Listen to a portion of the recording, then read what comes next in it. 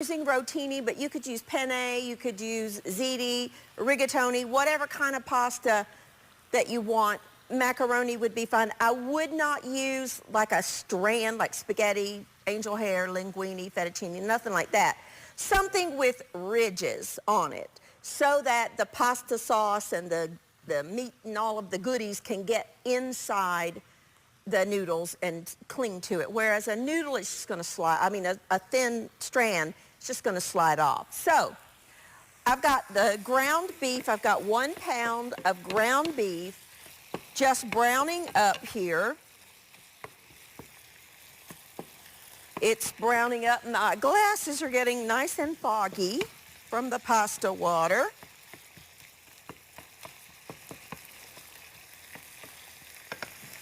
To that, I'm going to add a little bit of salt, about a teaspoon or so of salt, and about half a teaspoon of black pepper. I'm also going to add some oregano. If you don't have just dried oregano, you can use Italian seasoning. I like oregano, so I'm going to use a couple of teaspoons. If you wanted to cook this with a chopped onion, you absolutely could. I don't have an onion today, so I'm just going to use some onion powder, about a tablespoon, which is 3 teaspoons, because I want that flavor in the food. Now, I like to add the spices, as you know, before we put any liquid in there, because most spices are oil soluble, and so you're going to get better flavor. Have one go overboard here. You're going to get better flavor if you put your spices in before you add any liquids. I'm going to turn this down just a little bit. I'm going to add about a cup, because I like them, of sliced black olives. I'm also going to add 1 jar of pasta sauce. You can use your favorite flavor, whatever you like. If you have homemade, even better. If you don't have any pasta sauce, but you have tomato sauce, you can use tomato sauce. You will just need to add some more spices to it to make it a little bit more flavorful. Now, while that's simmering, just going to cover it so it doesn't get that's the wrong one. Here's the right one. We'll put that down on simmer. We're going to chop up some pepperoni. Now, I have sliced pepperoni that we're going to put on top, but I want to have that meat flavor throughout the sauce. So I'm actually going to chop up, I don't know, 4 ounces or so, as much as you like. I love pepperoni. I just love the flavor of pepperoni. You could also add some diced sausage if you wanted to. That would be good. Now we're just going to add this straight to our pot and stir that up. Step away from the steam. Doesn't that look good? Yum.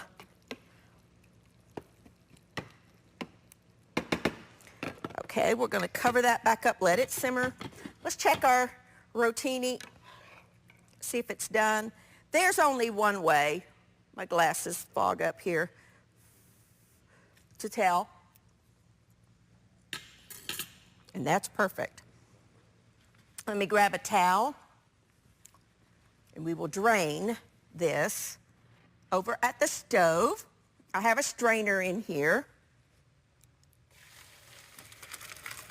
We'll strain it and put it straight back into the pot.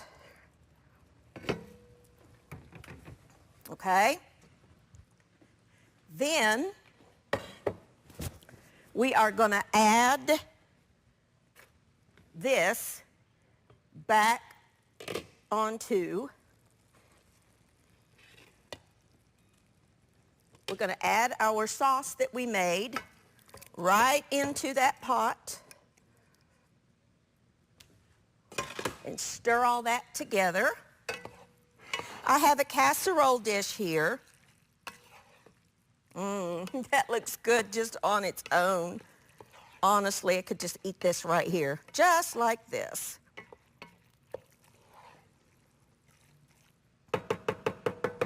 All right. Now, we are going to, the pot's still a little bit hot. I'm going to put about half of this in my baking dish. Not all of it, about half. Spread it out. Let's get that off the stove there. All right. Then I'm going to add a little bit of Parmesan cheese, grated Parmesan, which is my favorite cheese. Love it. And some shredded mozzarella or 4-cheese Italian blend, whatever you have will work. If you have the fresh mozzarella that's sliced, go ahead and use that. Then we can add the rest of our pasta. Spread it out. Oh my goodness.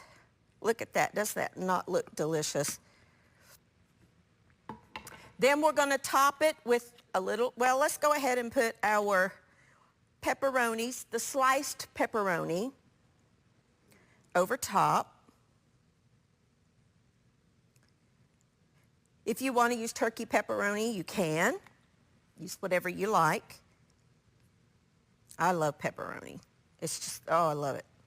I just eat it like this. Love it. Okay. Let's use it all. Might as well, right? We got it. All right. Then we're going to top it with some more cheese.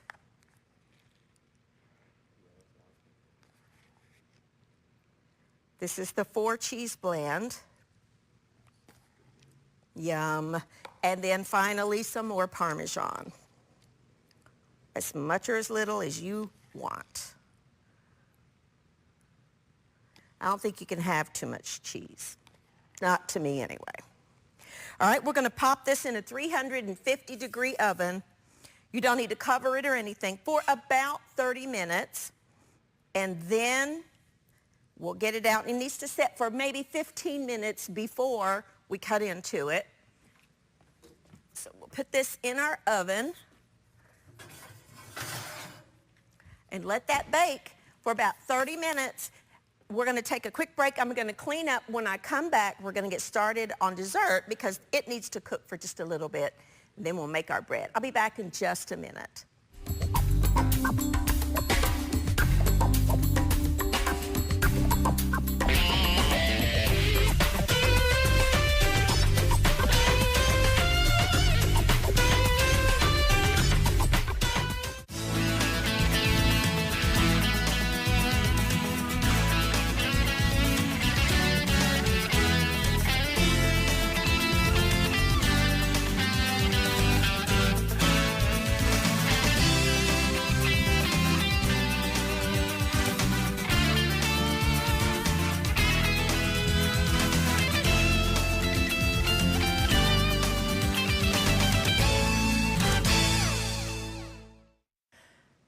Alrighty, now our pizza casserole is in the oven. That needs to bake for about 30 minutes.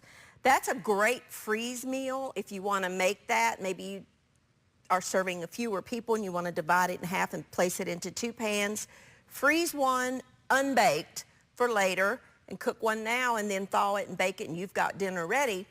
But today, now we're going to get started on the dessert. Now, coconut is one of my favorite flavors. So anytime I can incorporate coconut into a recipe, I do. We're going to make the base for it, which is, we're going to crumble it up after it bakes. But I've got 1 cup of flour, about 1/4 of a cup of brown sugar. You can either use light brown sugar or dark brown sugar. It doesn't matter. Then I have some unsweetened coconut because that's what I like. If you want to use the sweetened flakes, you can. Totally up to you. You want about 1.75 cups or so. And then I have 1 cup of chopped pecans. Now you could use really anything you want. I like to just use my hands and stir that all together. Get it ready. Then we're going to stir in, this is 1 stick of butter, unsalted, that I have melted. And I hope that's enough, because I think I was a little liberal with the coconut, because I love it. I could just take a bag of coconut and eat it. And I do that sometimes. I love it so much. Okay, I think that'll be good. You want to stir that in to the mixture, making sure that it's all moist looking. It's not going to come together like a dough. What you're trying to do is moisten the coconut and the flour with the melted butter. Then we're going to pour that into a 9x13 pan. We're going to press it down just like so. And we're going to bake this in the oven at 350 degrees, same temperature as our pizza casserole, for about 30 minutes. What's going to happen is that coconut is going to toast. It's going to just be delicious. And it's going to sort of firm up to where we can crumble it into chunks. So let's pop this in the oven. Same oven as our pizza's fine. Pizza casserole, I should say. And that needs to go for about 25 minutes. We'll go ahead and make the rest of the meal. Let me put this over here in my sink, which is full of dishes. I have here about 2 2/3 of a cup of milk. And I'm going to add 2 boxes. Oh, I must have took it. Okay. We're going to add 2 boxes of just instant pudding, whatever kind of instant pudding that you like. You could use coconut, you could use vanilla, you could use white chocolate, you could use cheesecake. If you'll pour your milk over something, it won't splatter up on you as bad. Okay. I go shy of what the box directions say. The box directions say 2 cups of milk to 1 box, but I like it to be just a little bit thicker, so I go shy of the 4. It would be 4 cups, but I do not quite 3. About 2 2/3, 2 3/4, something like that. We're going to stir this. Make sure you scrape down the sides to get all of that incorporated. Stir that together. Make sure it's well mixed. And again, you can use any flavor pudding that you want.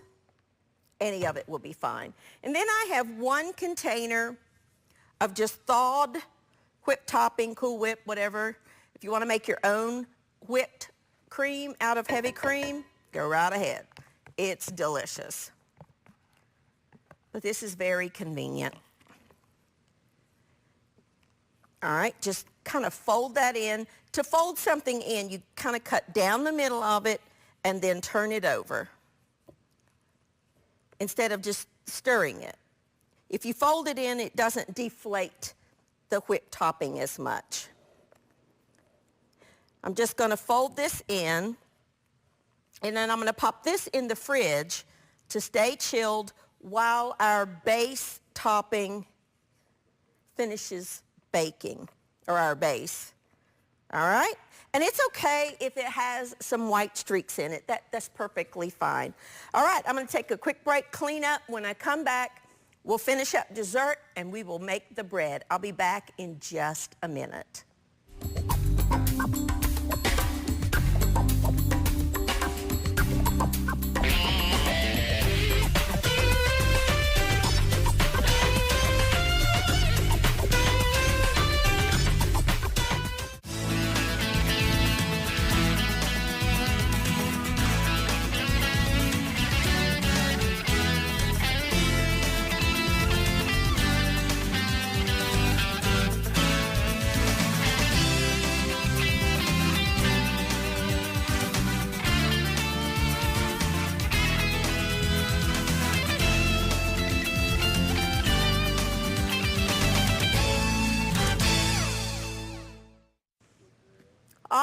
righty, now our pizza casserole is done. We're letting that cool.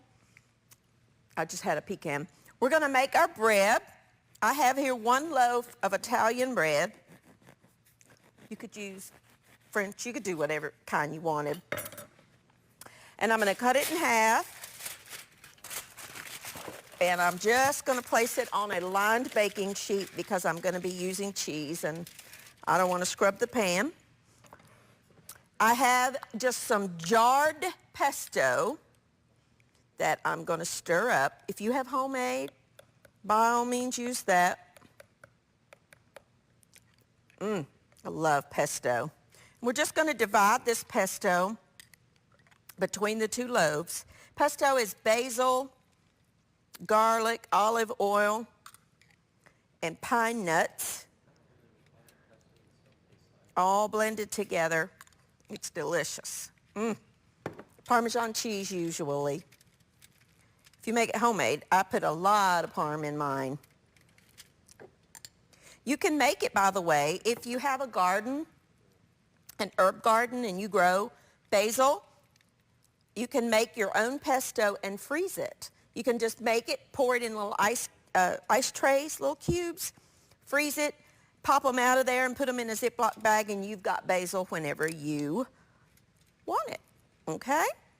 We'll just put the rest of this back in the refrigerator for later. Then we're going to top it with some cheese. This is just some more of that Italian blend, 4 cheese. Has mozzarella, provolone, I think maybe a little Asiago, Parmesan. But if you don't have this, you can just use mozzarella. White cheddar would be delicious. Whatever kind of cheese you want, actually, you could do. And we're going to pop this in the oven at 350 degrees just until the bread warms through and the cheese gets nice and melty. Because I like pepper so much, I'm going to put a little bit of cracked black pepper, excuse me, on my bread. I need to grind up some more. What I do is take whole peppercorns, grind them in a spice grinder, and then keep them by my stove. Or you can just, use your regular pepper mill. I have plenty of those too. I collect pepper mills. Little fact about me maybe you didn't know. I love them. I don't know why. I just love pepper mills. I guess because I like pepper so much. Now, let's get this put over here and we'll get finished up on the dessert. Now, here is our pudding mixture and our crumbs that we made. I stirred them about halfway through the baking. And then I just put them in the refrigerator to chill. And we need another baking dish, and you're going to put half of these down in the bottom. Just kind of spread them out, press them down, and then take your pudding mixture and kind of dollop it over top. I just take and put different, just put spoonfuls,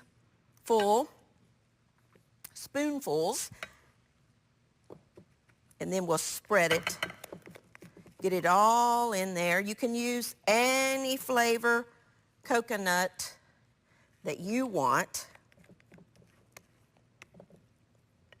Oh, I love this. Love it with a cup of coffee or a glass of tea. Coffee is best in my opinion because I love coffee. I like to use the little offset spatula, but you can use anything you have. This is a great little tool to have in your kitchen for tasks just like this, because you can skim the top. It has that little bent edge, which makes it a little easier to get into the dish that you're trying to spread things out without disturbing the bottom. Let's take a little taste test. So good. Now, I won't touch this since I licked my finger, but what I will do is take a little spoon, or a big spoon, and just spread the rest of the coconut mixture over top. And then let this chill, oh, you know, 20, 30 minutes or so. This is a great little easy to make dessert for summertime. You know, sometimes you just want something cool. Once the weather warms up for me, I like things that are lighter and cool in taste and texture. I don't want real heavy. I mean, there's nothing wrong with a cobbler, believe me. Love cobbler. But in the summertime when it's so hot, something like this is perfect. So what I would do is just pop this in the fridge to kind of, you know, chill down just a little bit. And then when you're ready to serve, put it in, you know, individual servings. You could also, bowls, but you could also make this in little individual pudding cups. If you have the little dessert cups, they'd be really pretty in that kind of thing also. Or a trifle dish. You could put the layer of the coconut, then a layer of pudding, another layer of coconut, another layer of pudding, top it with your coconut in a trifle dish. I mean, you could really do whatever you wanted to do. If you wanted to make little individual servings, you could do that too. But this is delicious. And I used vanilla pudding. If you wanted to use coconut pudding, which I do use most of the time, but my store did not have any coconut pudding. And so I just, you know, I've used white chocolate, I've used cheesecake pudding, I've used vanilla pudding. So today I just used the vanilla pudding. You know, sometimes you just have to work with what you've got or what you can find. So it's a very versatile recipe that you can, you know, interchange and mix up however you want to mix it up. And there you go. There's a quick and easy little coconut crunch dish. I'm just going to clean up my mess. When I come back, everything will be assembled. Our bread will be out of the oven, and we will eat. I'll be back in just a minute.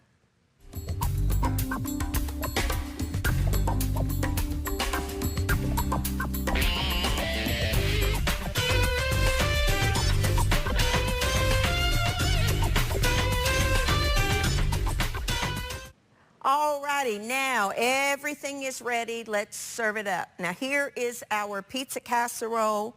You will want to let this set for maybe 15 minutes after you take it out of the oven so that it can set up a little bit. And, ooh, look at that gooey cheese. Yum. Let me get a little something to help me here. There's our pizza casserole. You can put anything you like in there. If you want green peppers, put green peppers. You can use anything you want.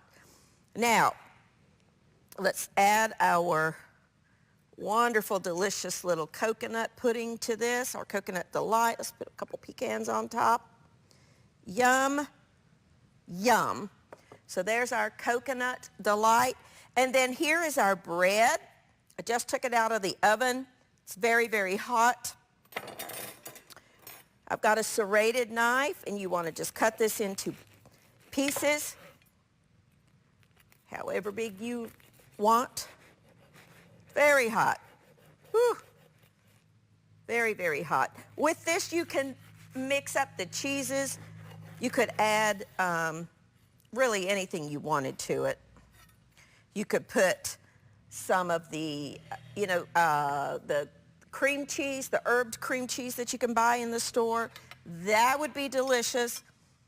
You could use cheddar cheese. You could, you know, leave off the pesto if you don't want to use pesto. Really, that's just an idea for you that you can take and make it your own. Add whatever you want. If you like sausage on your pizza, by all means, brown up some sausage and add to that. You customize it to what you like. Think about what you like on a pizza and put that in there. I would go ahead, if you're using like peppers and onions, I would saute them first because it's not in the oven long enough to cook those. So make sure that any ingredients that need to be cooked are cooked before you made this. Aaron had a great idea, my son Aaron, who's on the camera, on this when we took it out of the oven. He said, you could put some pepperoni on top of this. So you could totally take this recipe, top it with pizza toppings that you like pepperoni, and then put the cheese over that, bake that in the oven, and you've got a French bread pizza, or in this case, an Italian loaf pizza. So you could customize that and make it whatever you want. Here are just some very easy, quick recipes. This one, of course, use whatever flavor pudding that you like. What's your favorite? These are just quick and easy ideas for you to make any day of the week. This makes a great make-ahead freezer meal, or bake it in one of the disposable pans and take it to someone. This makes a meal that you could take to someone that maybe is not feeling well, or, you know, needs a meal brought to their home for whatever the reason would be. Customize it however you want. Thank you for joining with me today. These are very easy, quick cooking recipes that you can make any day of the week for you and your family. Thank you for joining with me, and I will see you next time on Everyday Manna.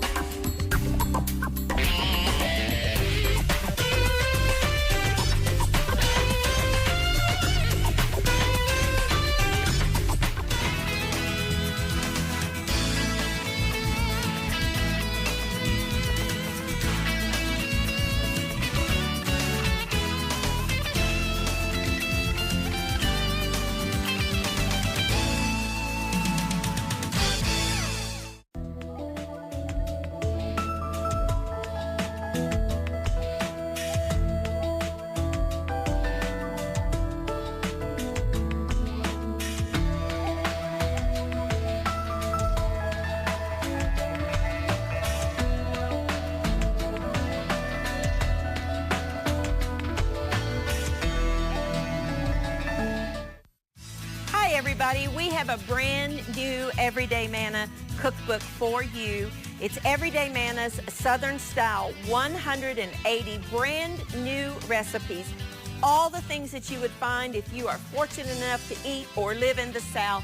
Southern style recipes from my kitchen to yours, easy to do, things that you can make any day of the week, like a peanut butter sheet cake topped with homemade peanut butter dressing, potato soup, chicken and rice casserole, a sour cream coconut cake, all of the delicious recipes from my kitchen.